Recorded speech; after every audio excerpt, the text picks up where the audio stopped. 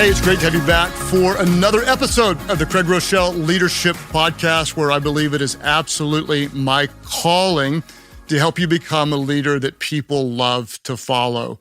If you're new to our audience, we drop a new teaching on the first Thursday of every month. But wait, this isn't a Thursday. We're doing something we've never done before. We're releasing an episode on Tuesday, and this is a special day for me, and I want you to be a part of it. Today is the official release day for my brand new book called The Power to Change, Mastering the Habits That Matter Most. I believe this book is going to be a game changer for so many people, and hopefully you as well, because if you're anything like me, you know that there's almost nothing more frustrating than wanting to change something about your life, but not actually being able to change it. You know this in your leadership. You want to be more empowering, but you're not more empowering. You want to delegate, but you don't delegate. You want to trust people, but you don't trust people. You want to be more organized, but you're not organized. Well, in my new book, The Power to Change, what I do is share very practical principles that will help you identify why you do what you do, and then learn how to change what you do and really help you grow in your leadership. And so my goal, honestly, is to equip you, my leadership community and family, with very practical content that will help you grow. And to be super clear about the book, our podcast is for leaders of every kind, but this book is written very clearly from a Christian perspective. So I just want you to know that. And no matter what you're facing in your leadership, I absolutely know that there are powerful truths and practical application in the book that will help you lead better. So today, what I want to do is I want to give you a free section from the book. And this excerpt from the audiobook will start by asking some hard questions like, why do I do what I do? Why have I failed again? Where do I start? Am I even capable of change? And then we'll dive into some good news, and that is that we can learn to change. Motivation and willpower is a part of the story, but we're going to find even a greater power that will help us change, because I promise you, you can master the habits that matter most, and you can experience lasting change. So now let's go. Let's grow in our leadership, and we're going to go to the power to change, and I'll be back at the end with a few additional thoughts. There are few things in life more frustrating than knowing you need to change, wanting to change, and trying to change, but not actually changing. How do I know? Because I've tried so hard, so many times to change, only to hit the same brick wall of failure time and time again. Before I started learning to master the habits I'm sharing with you in this book, that was my life. One example, knowing my eating patterns weren't healthy and wanting to do better, I repeatedly tried to change my diet. I made commitments to eat only healthy food, and I would succeed all day long, but by evening, my motivation withered and my willpower waned. I would end my successful day of eating right with a little bedtime reward snack of brownies and something salty, maybe chips and salsa, and a little ice cream. The next morning, I'd wake up feeling guilty and do the walk of shame to the kitchen to see the evidence in the sink and in the trash. Determined to do better, I would eat a healthy breakfast, followed by a nutritious lunch and dinner, but then a bedtime snack of cookies and chips and cheesecake. Finally, I would feel defeated and quit trying. It seemed I had the desire to change, but not the power to change. You've been there, right? You've tried to change too, and it hasn't worked for you either. But why? We want change. We want to change. We want life to be different. We long for more. Sound familiar? But honestly, we get tired, exhausted, whether physically, mentally, emotionally, spiritually, or all of the above. Change is hard. Trying to change is draining. Our problem is a deficit of power. Add to the exhaustion our sense of shame because we keep settling for less. We feel frustrated, like I would during my morning after walks into the kitchen. We begin to despise our desire to change and our apparent inability to do so. Here are some common behaviors so many of us desire to change. First, there are what I call the starts. We want to start something, as in, I'm going to start to grow in contentment, or I'm going to lose 20 pounds. I want to feel closer to God. I want to breathe new life into my marriage. I want to get out of debt. I want to start to be consistent in reading my Bible, or escape a toxic relationship, or begin to exercise regularly. Then there are all the stops, as in, that's it. I'm done with whatever. I want to stop stressing out, or stop showing frustration, or stop being impatient, or stop being late. I want to stop overeating. I definitely need to stop drinking to excess, or stop procrastinating, or I need to finally stop thinking negatively. Whether or not I listed any of your starts and stops, you know your problem. You've wanted that something, whatever it is, to change for years, but you can't seem to find the silver bullet. If you journal, maybe you've looked back on what you wrote years ago and realized you're still writing the same thing today. Or maybe you've been going to a counselor for quite a while, but you feel you aren't progressing like you hoped when you began the visits. You're struggling with the same old issues, still hoping for that elusive change to come. What makes all this so much worse is that you've tried really hard. You haven't just sat around doing nothing. Over the years, you've made a bunch of decisions and commitments, and maybe New Year's resolutions and attempts to set goals. Actually, the same decisions and commitments and resolutions and goals. Because again, you know what needs to change. You've decided to finally do something about the issue over and over and over. Yet so far, nothing has worked. There's a good chance you hate that about yourself. It's embarrassing, honestly, right? And it creates regret. Each time you try to change and you fail, you feel worse about yourself. You look in the mirror and say, you suck. But you manage to shake it off and go back to your uncomfortably comfortable same old life. Then you get fed up with your problem again and decide to change again. Eventually, you fail again. This time, you're not just mad at yourself. You're ashamed and internalize the failure. Rather than thinking, I failed at changing, you think, I am a failure. I failed at life. You've mixed an emotional cocktail of self-hatred and shame. Here's a question that's hard to hear. What if you're in the same place years from now, wanting to change, but still doing the same things, living the same life? I know this sounds depressing, but if you haven't seen the transformation you've wanted in recent years, why assume you will in the future?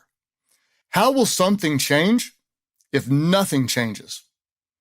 Tragically, this is where many people give up.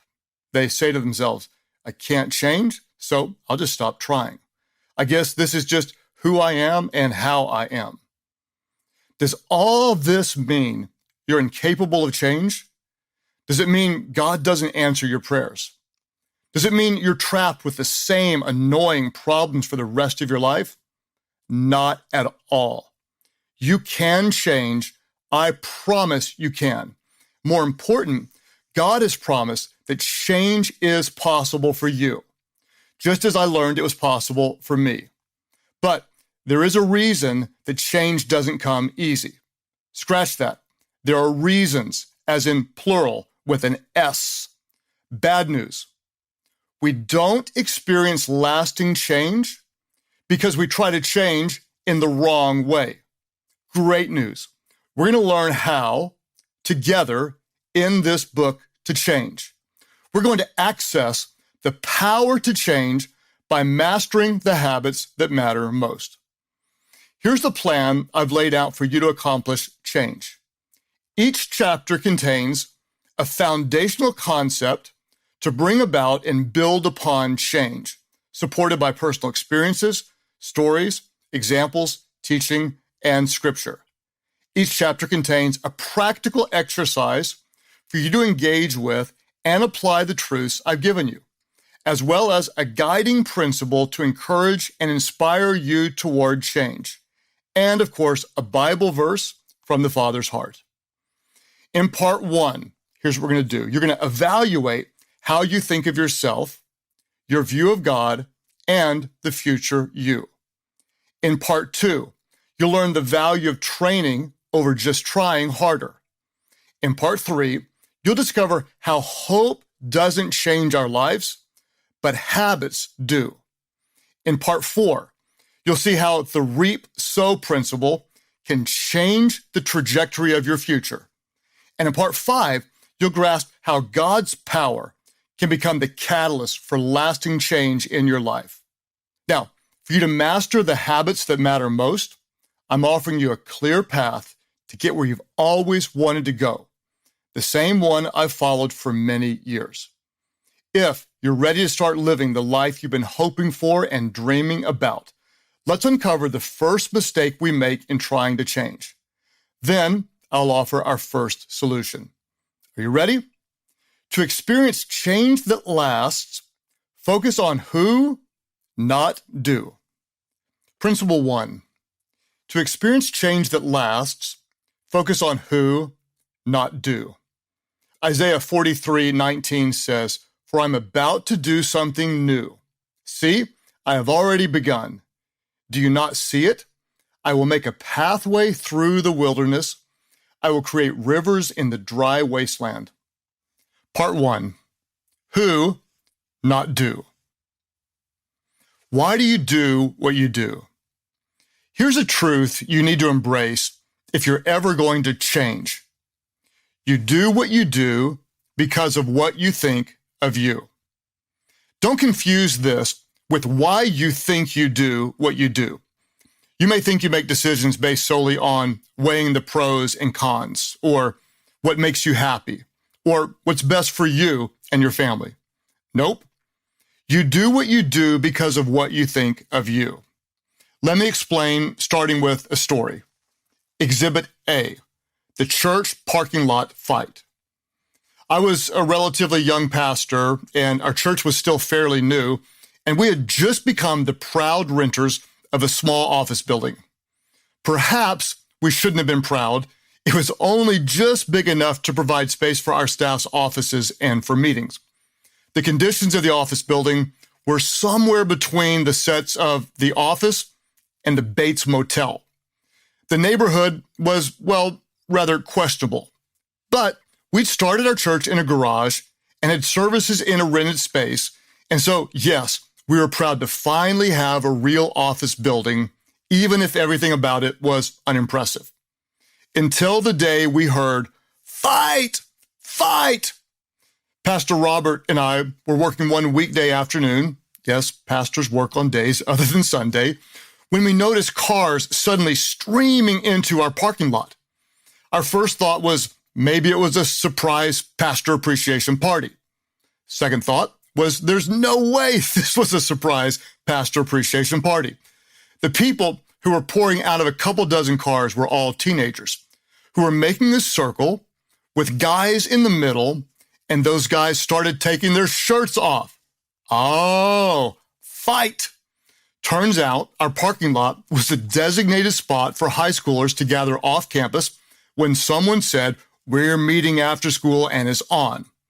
This was our first fight since we took over the office building, and it was about to go down. I don't remember what I was working on, probably parsing Greek verbs because that's all pastors do on weekdays. I'm not sure what Robert had been doing, probably parsing Greek verbs too. But the idea of getting to watch a fight felt way more exciting than whatever we were doing. So we ran out the front door yelling, "Fight! Fight!"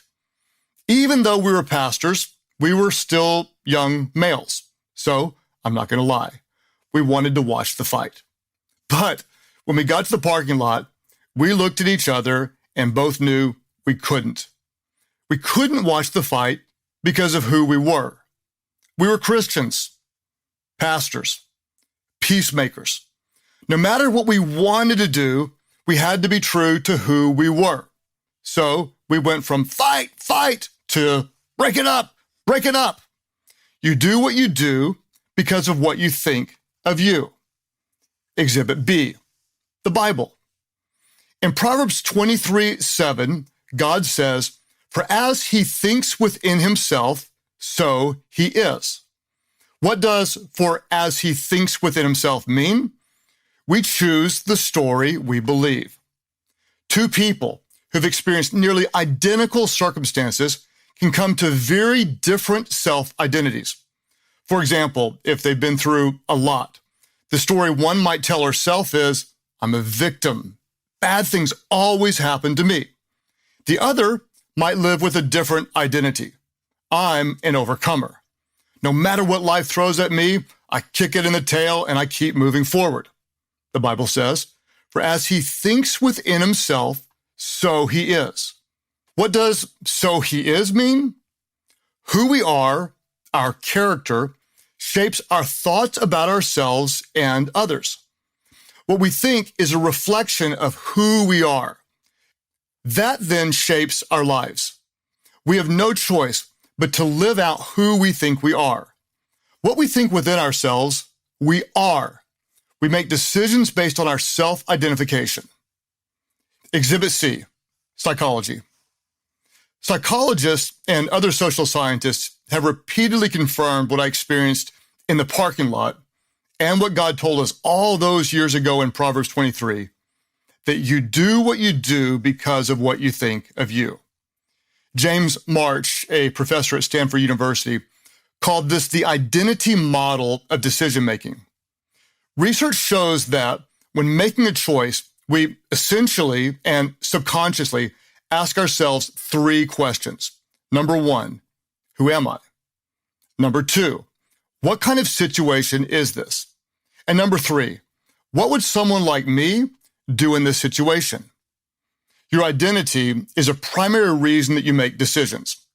For example, if you work more than is healthy, you might drink 2 glasses of wine when you come home stressed out from work. Or you might work out a couple of hours a day, but not find time to read your Bible. Or you might play video games for hours on end, but not find time to work out. Or you yell at your kids for petty things. You do what you do because of what you think of you. Often, our identities are an undetected undercurrent, pulling us into decisions and behaviors. Sometimes, though, we do sense the current influencing us and then even blame our influence for poor choices. Why does your friend keep going from loser boyfriend to loser boyfriend? Ask her. She'll tell you she doesn't want to do it. It's just who she is. She's always been that way. She wants a guy, but always seems to attract the wrong ones. Why does your other friend always struggle with money? Ask him. He'll explain he's just not good with money. He wants to be good with money, but he always spends too much. He's always been in debt. It's just who he is. No, that's not the truth about your friends. But if they continue to believe that to be true of them, it will impact their lives as if it were true. Their behavior is being driven not by their true God-given identities, but by their self-identities. You do what you do because of what you think of you. Principle 2. You do what you do because of what you think of you. Mark chapter 10, verse 27, Jesus looked at them intently and said, "Humanly speaking, it's impossible, but not with God. Everything is possible with God." 1.2, stagnation through behavior modification. I'm going to start reading my Bible every day. I'm going to stop watching so much TV. I'm breaking up with my boyfriend, for real this time. I won't yell at my kids anymore. I'm going to quit smoking. I'm going to stop hitting snooze so I can start getting to work 5 minutes early instead of 5 minutes late. Why do we make these declarations and then fail to follow through? Could it be we've tried to change what we do and haven't changed what we think of ourselves? If so, this is a formula for failure. We cannot put do before who, but we do. I know I sound like Dr. Seuss. We do it all the time. We decide to change what we do. The problem with trying to change our do is that this is behavior modification. And behavior modification never works. Why? Because behaviors never exist in a vacuum. There's a reason you do what you do. Attacking behavior makes sense because that's what you see and find so frustrating. But if you target the behavior, you're going after the wrong thing. If you try to change your behavior without changing your identity, you're pulling up a weed without getting to the root. We've all done that, right? We've seen some huge, annoying weeds towering over the grass, gone over and ripped it up with the fury of a Marvel villain. It feels great to get rid of a handful of nasty vegetation, except we didn't get rid of it. Not unless we dug and got all of the root out of the ground. To ensure a weed doesn't come back, you have to reach down and pull out what is not visible on the surface. It's like treating an illness. You can't deal with the symptom and ignore the real problem causing the symptom. In a similar way, someone who promises to never watch pornography again may avoid looking at it for a few days. But will they get caught up in pornography again? Yes, probably so. Why? Because they dealt with the symptom and ignored the real problem causing them to look at pornography. Or let's say you decide you're going to get up early and pray every morning. You do for a couple of weeks, and then you don't. What happened? Did you stop wanting to pray daily? No. Did you decide to end your commitment? No. So why didn't you continue living out the change you wanted? Because you didn't reach deep down and pull out the root. You grabbed what you could see, but not the real problem under the surface. You didn't address the reason you weren't praying more. Motivation and willpower are both limited resources that you will deplete quickly. Behavior modification does not equip you with the power to change. Are you beginning to see it now? The reason you haven't experienced lasting change is because you've tried to alter what you do and haven't changed what you think of you. James Clear, a guru on change and the author of Atomic Habits, says, "It's hard to change your habits if you never change the underlying belief that led you to your past behavior. You have a new goal and a new plan, but you haven't changed who you are." Scientists who use cybernetics theory say there are two ways we can try to change. First, there's what they call first-order change, which is behavior modification. We commit to starting or stopping a specific action. First-order change can have some instant results, but the change will never last. The second approach, according to cybernetic theory, is second-order change, which is conceptual. The focus is not on acting different, but on thinking different, especially about yourself. A cybernetic researcher will tell you that second-order change is the only kind that lasts. Romans 12, verses 1 and 2 is one of the most popular passages from Paul's letters because the living sacrifice reference gets a lot of attention. But in verse 2, the apostle shares the key to transformation, real, lasting, eternal change. He says, don't copy the behaviors and customs of this world. Let God transform you into a new person by changing the way you think. Paul says you'll experience transformation, not by changing what you do, but by changing the way you think. Boom. Why would cybernetic theory researchers agree with the Apostle Paul? Because you do what you do because of what you think of you. So, to change what you do, you need to first change what you think of you. Principle 3, to change what you do, you need to first change what you think of you.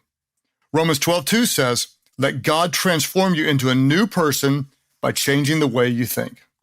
Well, I hope that you enjoyed that excerpt from the book, The Power to Change, Mastering the Habits That Matter Most. And I just want to say to you all, thank you, like sincerely thank you, It means so much to me that you take a little bit of time each month or maybe a couple of times a month just to be a part of our community. My goal is to work really, really hard to create content that helps you grow in your leadership because what you do matters so much. And so let's apply a little bit of what we heard in the excerpt, and I'll leave you with a question to think about this, and that is, what do you think about you? Why do you do what you do? You do what you do because of what you think of you. And so if you want to change what you do, you need to change what you think about you.